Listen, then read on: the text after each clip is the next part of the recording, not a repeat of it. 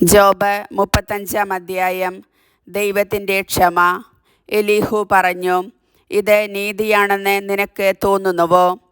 ദൈവത്തിൻ്റെ മുൻപാകെ നിഷ്കളങ്കനാണെന്ന് നിനക്ക് പറയാൻ കഴിയുമോ? എനിക്ക് എന്തു ഗുണം? പാപിയാകാതിരുന്നാൽ എന്തു മെച്ചം എന്നു നീ ചോദിക്കുന്നു. ഞാൻ നിനക്കും നിന്നോടുകൂടെയുള്ള സ്നേഹിതന്മാർക്കും മറുപടി നൽകാം. ആകാശത്തിലേക്ക് നോക്കിക്കാണുക. ഇതാ നിന്നേക്കാൾ ഉയർന്ന മേഘങ്ങൾ. നീ പാപം ചെയ്തുവെങ്കിൽ അവിടത്തേക്ക് എതിരായി നീ എന്തു നേടി?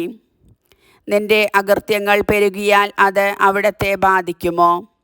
നീ നീതിമാനാണെങ്കിൽ അവിടത്തേക്ക് എന്തു കൊടുക്കുന്നു? അല്ലെങ്കിൽ നിന്നിൽ നിന്ന് അവിടുന്ന് എന്തു സ്വീകരിക്കുന്നു? നിന്റെ ദുഷ്ടത നിന്നെപ്പോലെ ഒരുവനെ സ്പർശിക്കുന്നു. നിന്റെ നീതിയും അങ്ങനെ തന്നെ. മർദ്ദനങ്ങളുടെ ആധിക്യം നിമിത്തം മനുഷ്യർ നിലവിളിക്കുന്നു. ശക്തരുടെ കരം നിമിത്തം അവർ സഹായത്തിനു വേണ്ടി മുറവിളി കൂട്ടുന്നു.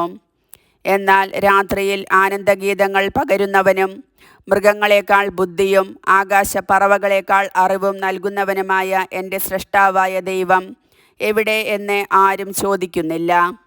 അവിടെ അവർ നിലവിളിക്കുന്നു. എന്നാൽ ദുഷ്ടരുടെ അഹങ്കാരം നിമിത്തം അവിടുന്ന് ഉത്തരം നൽകുന്നില്ല. തീർച്ചയായും പൊള്ളയായ നിലവിളി ദൈവം ശ്രവിക്കുകയില്ല. സർവശക്തൻ അത് പരിഗണിക്കുകയുമില്ല.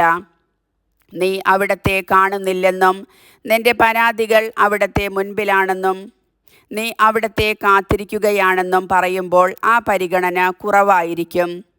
ഇപ്പോൾ അവിടത്തെ കോപം ശിക്ഷ നൽകാത്തതുകൊണ്ടും അവിടുന്ന് പാപങ്ങൾ അധികം ശ്രദ്ധിക്കാത്തതുകൊണ്ടും ജോബ് പൊള്ളവാക്കുകൾ ഉതിർക്കുന്നു, അർത്ഥമില്ലാത്ത വാക്കുകൾ ചൊരിയുന്നു.